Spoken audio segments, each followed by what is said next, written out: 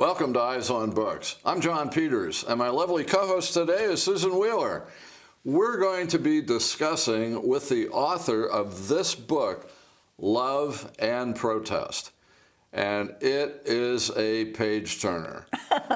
I so agree, John. This is really an interesting read. I liked it a lot. It's something different than we usually read, and it quite a captivating story about, two young women, a coming-of-age novel, but spaced 50 years apart. It all revolves around finding a diary in a secondhand used bookstore where this young woman finds a diary, and she's 17 years old, and it inspires her to figure out her life in a very different way.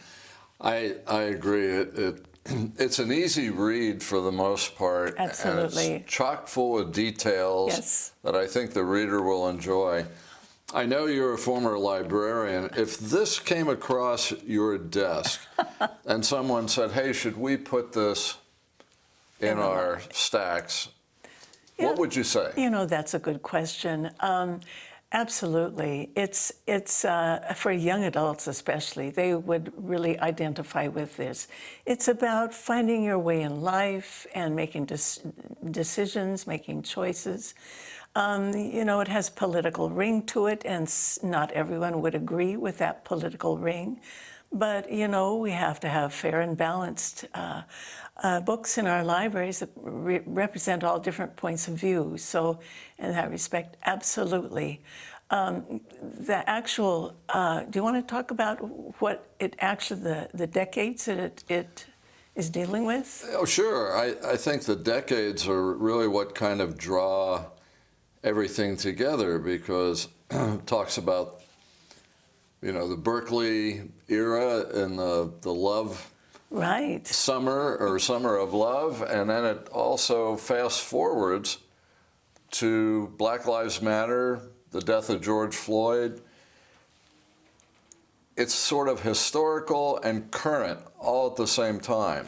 Right. And I think it's great. It was, and yet it's not. You're making it sound like it's a very political kind of book, but it's a story of two young women, Libby and Harper.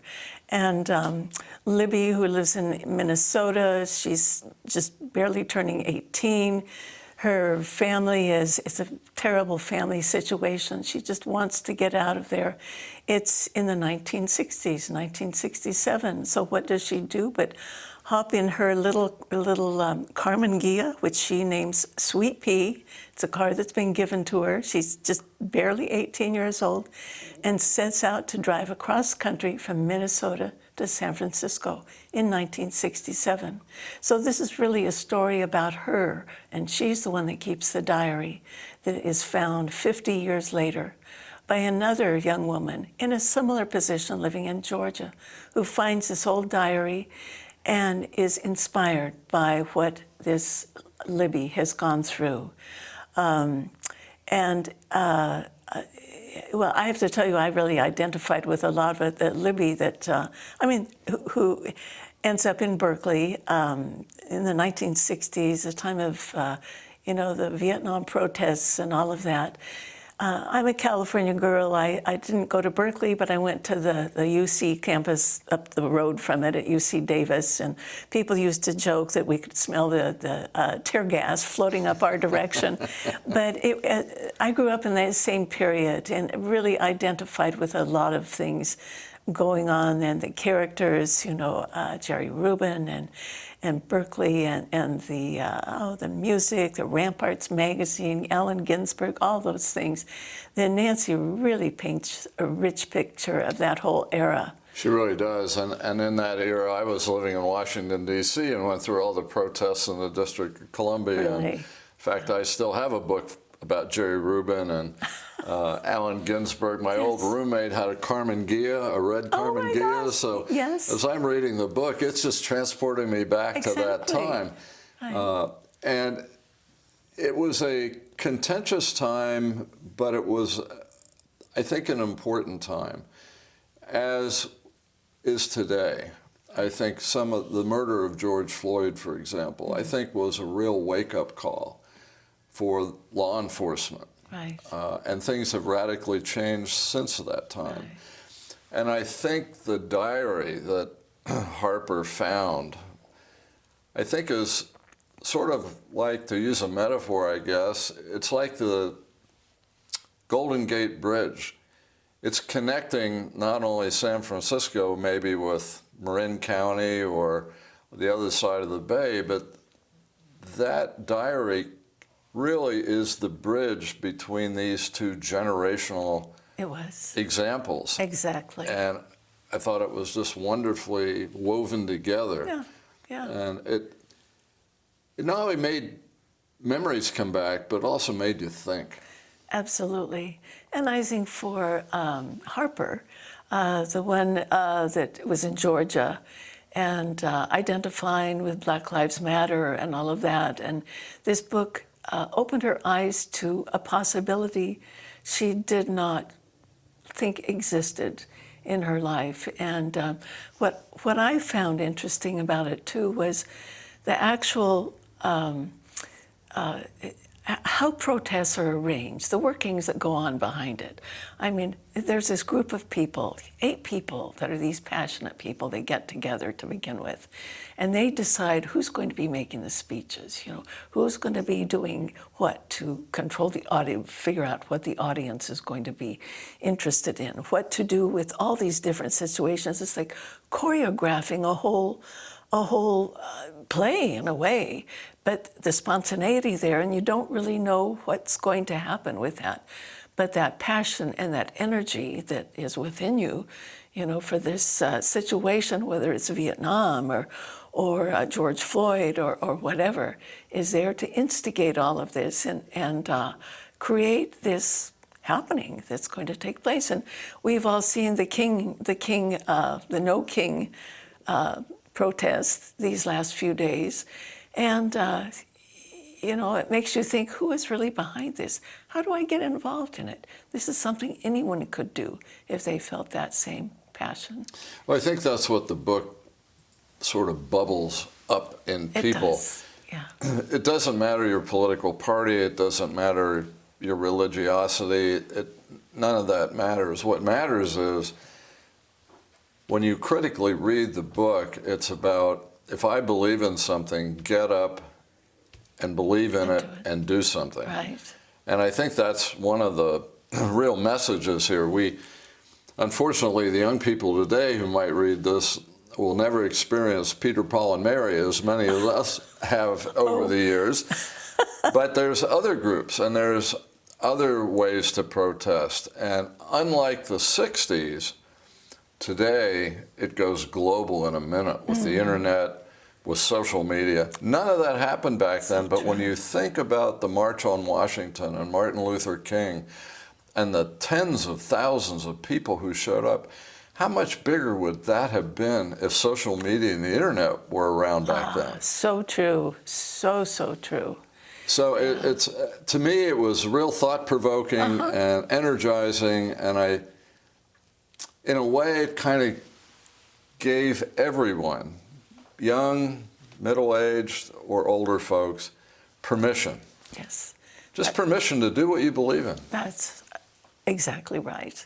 What I liked on top of it, though, you're making it sound like, or we're making it sound like a serious subject, which it is. But what's laid over the top of this is the development of the characters. And there was love going on. Love interests, how these 2 young women discovered new boyfriends, had relationships, had heartbreaks, recovered from that, went on with other relationships. So it's 2 stories that are told on different levels, you know, the passionate finding a cause and sticking with it, and the other individual growth that's going on as a human being with other people. Absolutely. And I think something we haven't mentioned yet is the author of this book lives right here in the village. She does. And this is not her first rodeo. She's written quite a few books. I know. She's written several others that have been very popular. And I'm excited to meet with her, and I've got a lot of questions for her. So do I, and it's probably a good time to bring in Nancy and chat. Okay, let's do it.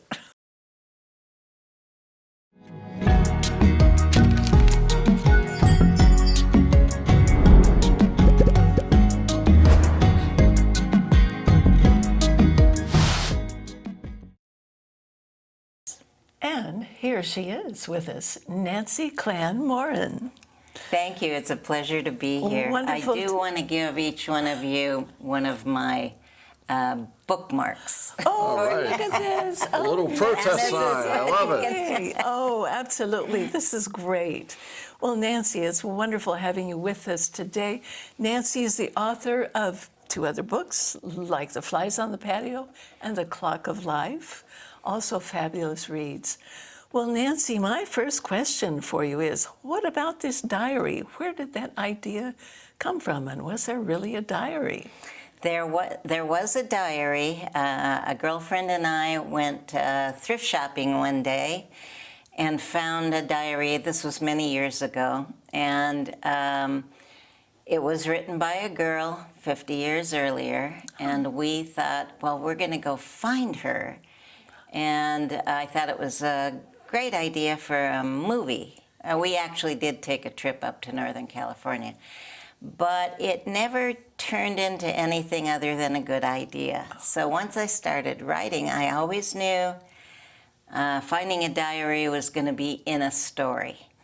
When it finally came to getting to it for this book, Love and Protest, I thought it would be a road trip, a Thelma and Louise kind of a trip to go find the girl who wrote the diary. And as I started writing, my social activism kicked in, and because my first book was about a coming-of-age story, and it had the civil rights movement and the Vietnam War woven through it, I tend to just gravitate towards stories I see. about coming of age and social activism. So it did not end up being a road trip story, a Thelma and Louise, or anything like that. It ended up being a lot more thoughtful. Right, yeah. Well, what amazed me was the vivid the details in your book. I'm thinking particularly of let's say, the beginning of the drive from Minnesota to California, and all the details along the way, the cost of gas, what you would eat, the things that, how did you find all of that? Well, a lot of it was digging on the internet, especially the price of food. The bologna, it was something like 23 cents for, the package. And, the whole idea that with the gas prices, that you could drive from Minnesota to California for $53. Right. That just was a revelation for Yes. me. Even though I was there at the time, I sure didn't remember that. Reading the book, Harper has all these inner struggles. I guess we could call it personal turmoil. But yet, her public face with the activism is very juxtaposed to her inner struggle. How did you come up with that? How did you flesh that out? Well, my stories always tend to be about blue-collar people, and their struggles through what life has given them. It's not like the hero's journey where they're questing for something and there's roadblocks. My stories tend to bring out the best in them when they're faced with all of these problems, and you just have to throw a lot of problems at them when you're putting together a story.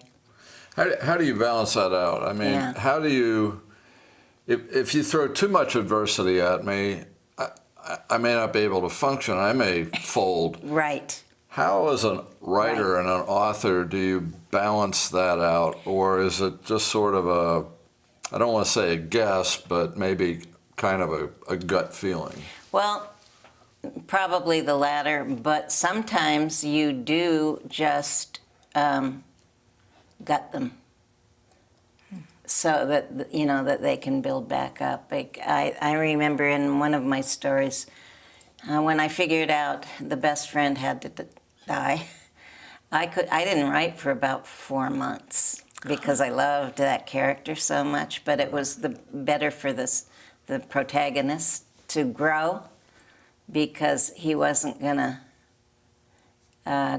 you know, it's not like he wasn't going to, but you just have to kind of make things up as you go, but figure it out. I knew at one point in another story, the mom had to go away for a while in order for the kid to, you know, have some other lessons, and then when she came back, everything. So real life. It's more like real life feelings, yeah. Now, when you create a new character, do you have a picture in mind of what that person looks like, or do you ever base them on people that you've known that you know, with their characteristics, or how do, I mean, Harper and Libby, are they figments of your imagination, or were they based on someone you knew, or? Harper and Libby are figments of my imagination, Okay. yes. There is a character in the story. In my research, I came across the name of a young woman named Kip Dawson, and she was involved in the Vietnam War movement, and I made her character Kate Lawson. Oh, I see.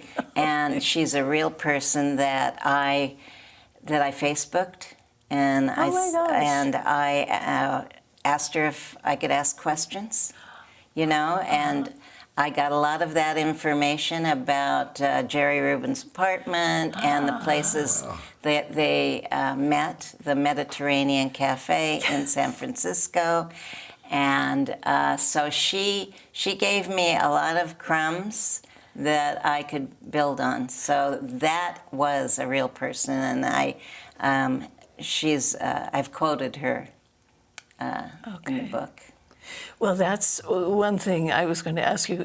So many of the details. I was mentioning earlier that as a California girl, I grew up during that decade, went to UC at Davis, not Berkeley. We would say we could smell the tear gas, you know, drifting our way. But the names, that they were also familiar. I mean, Eldridge Cleaver and when Coretta Scott King came into the picture, and Allen Ginsberg and all those people. So that came from your friend, a lot of it. Some of it did, yes. Yeah. And she recommended a book for me to read, and some of it came from there. Okay. I mean, even Ramparts magazine, City Light books. Yeah, a lot of details to really make it seem so real, right? I think we'd be remiss if we didn't mention, not only have these books come out, but they're award-winning. Tell us a little bit about some of the awards that have been bestowed upon you as the writer and the book as a fabulous read. Well, the first book I wrote was, the first novel I wrote was The Clock of Life. And being a first novel, I could go around and tell everybody, this is really good, read it. And I did, but I also sent it off to contests, and won. I think I won 5 awards. You know, Really? Wow. Writer's Digest and Best Generation, etc. So then after that, I didn't have to say, I think this is a really good book. I could say, these other entities recommend the book as well. So see. that was the marketing strategy. All right. And this one is now out to various, I think, next generation awards and stuff. So fingers crossed. Yes. They'll also like it. Well, I would think that libraries would be especially interested in it. It would be a great addition to a young adult collection. It would. Kids looking for paths in life and all of that. We've talked a lot about the book. What about the author? Uh-oh. Are you trained as an author? I mean, you live in the village. We have the publishing club. We have all kinds of clubs in the village. Did they help you in any way? Do you not join those? What's your background for writing? My background for writing, I was in marketing and advertising. That was my business. And the trip that my friend and I took up north, I thought was a good idea. So I was in LA at the time, and I kept asking my friends in the business, "You got to write this. This is a great movie. You got to write it." I even knew who was going to play, our parts. And everyone says, "It's your story. You write it." I go, "I never wrote anything." So when I moved down here, I took a creative writing class at UCI Extension, and the teacher was short stories. So I wrote my first short story and fell in love with short stories. And that's where the book, Like the Flies on the Patio, came in. Great collection. I ended up collecting those and publishing it. So when I was at the Santa Barbara Writers Conference, I read an excerpt from one of my short stories, and the workshop leader said, "So what are you doing for the next 4 years? Because that's a novel. That's not a short story." Interesting. And I said, "Nope, I only write short stories." But he had planted the seed. About a year later, I was in between anything, and I thought, well, I could at least try. Oh my gosh. And that's how the novel writing started. Oh, that's quite a story. And the writing. Yes. And as far as the village goes, when I first got here, we had the Writers Club. And so I was a member of that for a couple of years, and then I became the president of the Writers Club for maybe 2 years. And I have joined the Publishers Club. I'm not as active in that as I am in other venues, but What's in the future? Have something good up your sleeve? well, I kind of at the end of Love and Protest, I was feeling like that was really hard. That was really hard. So I have written 3 or 4 short stories again since then. All right. And I'll move on from there. I think I need a little bit more time before I start another real big project. Right, And so I'll bide my time with my short stories, which is my first love. Right, short stories. Well, we'll look forward to more things in the future. Good, thank you. Yeah, your writing is good. Your detail is superb. You make me blush. Well, the truth is the truth. What can you say? And I think even though this book talks about 2 different generational protest movements, it's really not political in the sense. It's more how Harper grows and your juxtaposition between the 60s and contemporary times is really gravitatingly pulling the person into the story. And I just thought it was wonderful. And when I started out, I thought, okay, here we go. Girl book. Because you gave me this book over the summer, and I thought, okay, I've got some time, I'm going to read it. And I really got into it. And so kudos to you for the award-winning book. Thank you. Absolutely. I do have one last question. The ending of the book. Oh, yeah, girl. Did you know it was going to end that way initially? No, not at all. I only knew how I didn't want it to end. Oh. I did not want it to be a cliche. She finds the old lady and gets, wisdom from her, or she goes to the grave of the, I knew I didn't want any of those, and I had no idea how it was going to end until I got the idea that of the boy and her being the grandmother. Right. And Right. without giving anything away. Right. Yeah. How long did it take you to develop that end? Well, it took me a long time to get there because I didn't know what the end was. But once I decided once I had the aha, then I didn't want it to be obvious to the reader. So so it took a couple trial and error Right. chapters. Did you have to go back and rewrite?